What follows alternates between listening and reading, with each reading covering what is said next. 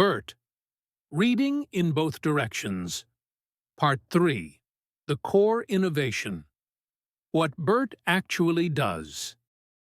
In Part 2, we traced the complete landscape BERT emerged from. We saw how feature-based approaches like ELMO gave us context sensitivity, but only shallow bidirectionality. We saw how fine-tuning approaches like GPT showed the power of transfer learning, but were constrained by their left-to-right architecture. And we saw how supervised transfer learning worked when massive labeled datasets existed, but created a bottleneck for most real-world tasks. Part 3 is where we finally see exactly how BERT solves the bidirectionality problem. We'll examine the core innovation, masked language modeling, and understand why this training approach enables deep bidirectional representations without the model simply cheating by looking at the answer.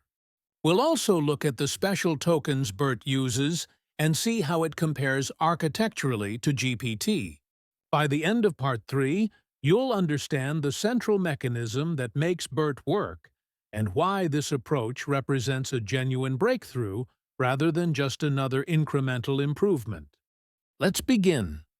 When the Transformer paper came out in 2017, it introduced the attention mechanism that removed the sequential bottleneck and made it practical to scale models on large text.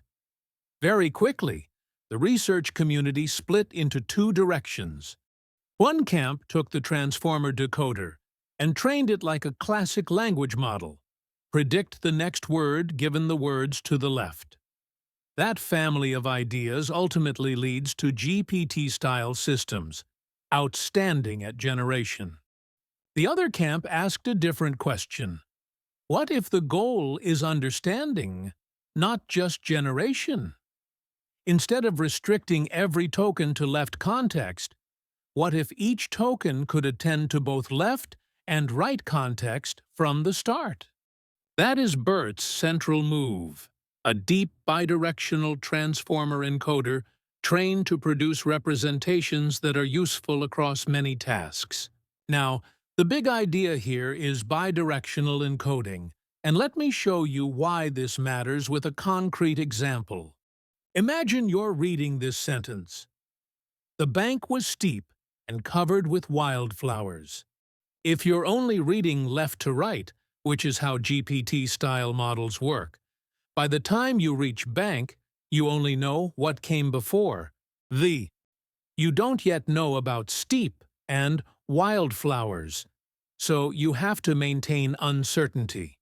Is this a financial bank or a riverbank? You'll find out later, but right now, you don't know. But if you can see the whole sentence at once, reading in both directions, the word bank immediately makes sense. Steep and wildflowers to the right tell you exactly which meaning applies. No uncertainty, no waiting. That's the intuition behind BERT. Instead of processing text one direction at a time, BERT processes everything bidirectionally from the start. Every word can look left and right simultaneously. Here's another example. The animal didn't cross the street because it was too tired. When you get to the word it, your brain doesn't treat all previous words equally. You naturally focus on animal because that's what it refers to. You're using context from both sides of it, animal before and was too tired after, to resolve the reference. BERT does exactly this. Through something called self-attention, every word can attend to every other word in the sentence, weighing them by relevance. It learns to pay strong attention to animal and weaker attention to street. Now, you might wonder, if bidirectional is so powerful, why didn't everyone do it from the beginning? The answer is simple. Training a model bidirectionally is harder. You can't just predict the next word when the model can already see that word.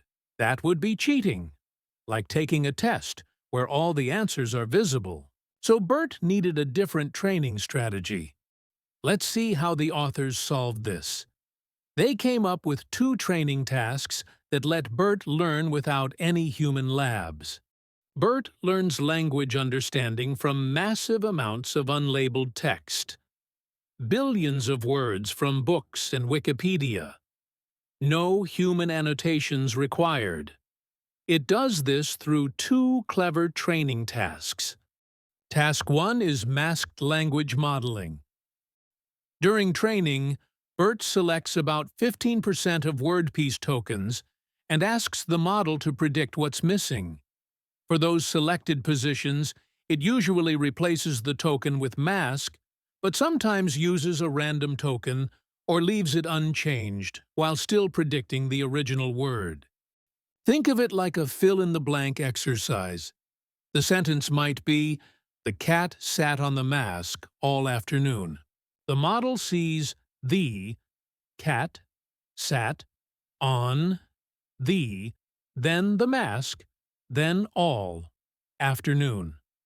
Crucially, it can look at words both before and after the mask. It knows the sentence continues after that missing token, giving it bidirectional context to make better predictions. This is how BERT builds rich, context-aware representations. To predict masked tokens accurately, it has to understand grammar, semantics, and how words relate to each other. Task 2 is next sentence prediction. Many language tasks require understanding relationships between sentences, not just within sentences. In the paper, sentence just means a continuous, unbroken span of text, not necessarily a grammatical sentence. Does sentence B follow sentence A? Are they related? To teach this, BERT sees pairs of sentences during training. Half the time, the second sentence actually follows the first. Half the time, it's a random sentence from elsewhere. BERT's job is to predict, is this a real pair or a random pair? For example, real pair, sentence A, the weather was lovely today. Sentence B, we decided to have a picnic in the park. Random pair, sentence A, the weather was lovely today. Sentence B, quantum mechanics describes subatomic particles. This teaches BERT to understand sentence-level relationships, which is crucial for tasks like question answering, where you need to know whether a passage contains the answer to a question. These two tasks, predicting masked tokens and predicting sentence relationships, let BERT learn deep language understanding from unlabeled data. No human needs to label anything, just raw text and clever training objectives. Now, to make these training tasks work, BERT uses two special tokens that mark sentence structure. They are CLS and SEP. CLS stands for classification. It always appears at the very start of the input. Think of it as a signal that says, "This is the beginning." But here's the clever part. Because BERT is bidirectional, by the end, the CLS representation has absorbed information from across the sequence. It builds a representation that captures the meaning of the entire input. When you need a single vector that summarizes everything, like when predicting whether sentence B follows sentence A, you use the CLS token's final representation. It's the aggregate view. SEP stands for separator. It marks boundaries between sentences. If you're feeding BERT two sentences, you put SEP between them and another SEP at the end. So a typical BERT input looks like this. CLS. My dog likes to play. SEP. He runs very fast. SEP. The CLS token provides the aggregate view. The SEP tokens mark where one sentence ends and another begins. Simple markers, but they let BERT handle both single sentences and sentence pairs with the same architecture. Before moving on, Let's clarify the key architectural difference between BERT and GPT, because it matters for everything else. GPT uses the transformer decoder with masked self-attention. Each token can only attend to tokens to its left. It's designed for text generation, where you genuinely don't know what comes next because you haven't generated it yet. BERT uses the transformer encoder with bidirectional self-attention. Every token can attend to every other token, both left and right. It's designed for understanding, where having full context makes you more accurate. Same transformer foundation, different attention direction. That one difference enables everything we've discussed. Bidirectional context, masked language modeling, richer representations. So let's step back and see why BERT's approach is powerful. First, direct connections everywhere. Bidirectional attention lets BERT connect any two positions directly. Whether it and animal are next to each other or 50 words apart, the connection is equally direct. Second, parallel processing. Both BERT and GPT train efficiently in parallel. The difference is the attention rule. GPT only looks left, while BERT can look left and right. GPT becomes word by word mainly when it generates text. Third, richer representations. By using context from both directions, BERT builds more nuanced understanding.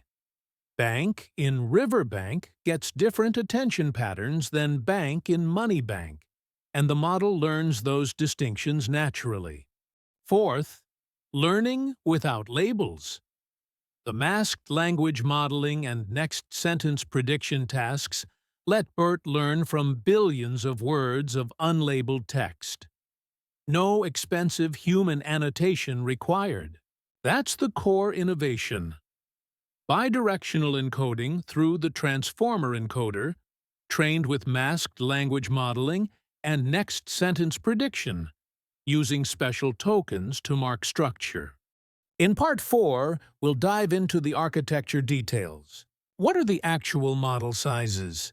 How many layers? How many attention heads? What's the hidden dimension? We'll also look at how BERT represents input through token embeddings, segment embeddings, and position embeddings, and see how these three pieces combine to create the final input representation. We'll examine both BERT base and BERT large configurations and understand the trade-offs between them. But for now, you understand the innovation. You know why bidirectional matters, what the training tasks are, and how BERT is different from left-to-right models like GPT. That's the foundation. Next, we'll see the architecture details that make it all work.